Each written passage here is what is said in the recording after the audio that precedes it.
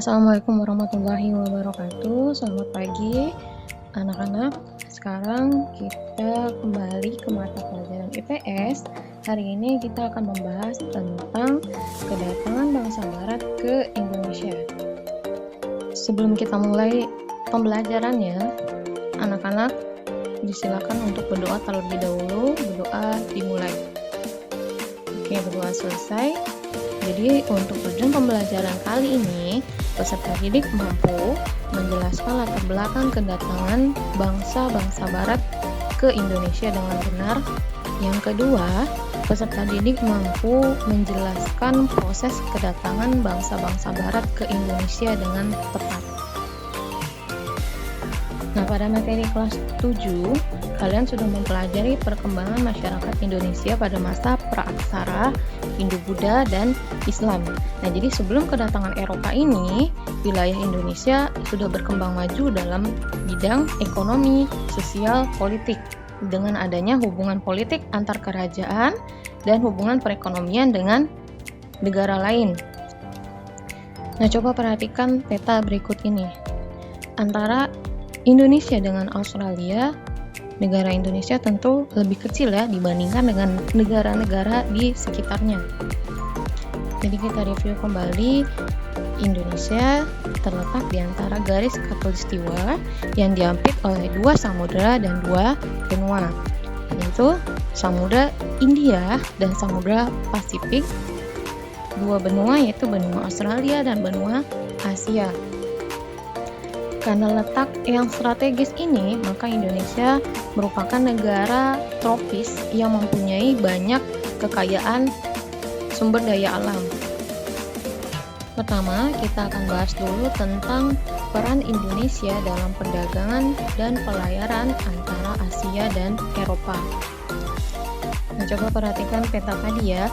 Jadi, letak geografis Indonesia itu berada pada jalur pelayaran antara Asia dan Eropa. Yang kedua, Indonesia merupakan negara penghasil rempah-rempah. Jadi, apa saja komoditi atau barang-barang hasil rempah-rempah ini yang laku di pasaran Eropa? Yang pertama itu ada cengkeh, merica, kemiri, dan pala. Nah, ini merupakan contoh dari hasil bumi Indonesia yang sangat dibutuhkan oleh bangsa-bangsa barat. Jadi karena faktor rempah-rempah ini merupakan faktor yang sangat penting bagi perkembangan perdagangan atau penjelajahan bangsa barat ke Indonesia. Nah, pernah nggak kalian bertanya bagaimana kok hanya dengan rempah-rempah masyarakat atau orang-orang barat rela untuk mengarungi samudra untuk mendapatkan rempah-rempah ini?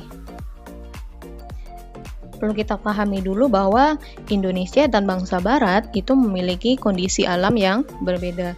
Indonesia merupakan negara yang memiliki 2 musim, sedangkan bangsa Eropa itu memiliki 4 musim. Nah, jadi lokasi ini mempengaruhi perbedaan iklim dan kondisi tanah antara Indonesia dan Eropa. Nah, hal ini mengakibatkan hasil bumi yang diperoleh tentu juga berbeda. Jadi, rempah-rempah ini merupakan komoditi yang sangat penting bagi bangsa barat untuk menghangatkan tubuhnya ketika musim dingin terjadi. Gitu ya. Nah, jadi kekayaan alam di Indonesia yang berupa rempah-rempah ini menjadi salah satu pendorong kedatangan bangsa-bangsa barat ke Indonesia. Mereka akan menjadi kaya raya karena memperdagangkan hasil bumi Indonesia kepada Eropa dengan harga yang tinggi. Nah, sampai saat ini semua hasil bumi tersebut masih tumbuh subur di Indonesia. Jadi, kalian harus selalu memperhatikan bidang pertanian dan perkebunan sehingga tetap menjadi penghasil utama rempah-rempah dunia. Nah, sekarang kita bahas bagaimana latar belakang kedatangan bangsa barat di Indonesia. Yang pertama adalah jatuhnya Konstantinopel ke tangan Turki Utsmani pada tahun 1453. Jadi sebelum datang ke Indonesia, Konstantinopel ini merupakan pusat perdagangan internasional bagi bangsa barat. Nah, juga Konstantinopel ini merupakan negara penghasil rempah-rempah. Nah, tapi ketika Konstantinopel jatuh ke tangan Turki Utsmani, maka mereka menutup Konstantinopel untuk orang-orang Eropa. Jadi karena itu, harga rempah-rempah dan rempah-rempah itu sendiri mengalami kelangkaan sehingga harganya melambung tinggi di pasaran Eropa. Nah, hal inilah yang mengakibatkan keinginan orang Eropa untuk mencari daerah baru sebagai penghasil rempah-rempah ke dunia timur. Salah satunya adalah Indonesia. Latar belakang yang kedua adalah motivasi 3G, yaitu gold, gospel, dan glory. Nah, apa itu artinya gold? Gold itu artinya adalah kekayaan. Nah, jadi semboyan ini menggambarkan bahwa tujuan bangsa Barat ke Indonesia adalah untuk mencari kekayaan. Yang kedua, glory. Nah, jadi glory bermakna sebagai kejayaan. Kejayaan sebagai suatu bangsa ditunjukkan dengan kemampuannya menaklukkan wilayah lain dan luas daerah jajahannya. Yang terakhir adalah gospel. Nah, jadi gospel ini adalah keinginan bangsa Barat untuk menyebarluaskan atau mengajarkan agama Nasrani, khususnya agama Kristen, ke bangsa Asia, Afrika, dan Amerika Selatan. Latar belakang selanjutnya adalah perkembangan iptek. Nah, jadi dengan adanya pemikiran Kopernikus yang didukung oleh Galileo Galilei yang menyatakan bahwa bumi itu bulat, serta didukung oleh penemuan teknologi baru seperti kompas dan teleskop, mendukung masyarakat Eropa untuk membuktikannya melalui penjelajahan samudra. Yang latar belakang selanjutnya adalah revolusi industri yang terjadi di Eropa pada tahun 1750 sampai 1850. Apa itu revolusi industri? Jadi revolusi industri adalah pergantian atau perubahan secara menyeluruh dalam memproduksi barang dari sebelumnya menggunakan tenaga hewan dan manusia menjadi tenaga mesin. Salah satu pengaruh revolusi industri yang sangat terasa adalah dalam kegiatan transportasi. Nah, jadi penemuan mesin uap yang dapat dijadikan mesin penggerak perahu merupakan teknologi baru pada masa tersebut.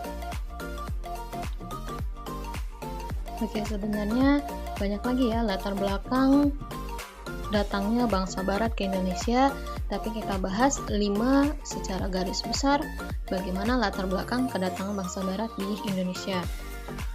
Yang pertama tadi apa? Jatuhnya Konstantinopel. Yang kedua, adanya keinginan untuk mencari rempah-rempah. Yang ketiga, motivasi 3G. Yang keempat, perkembangan iptek.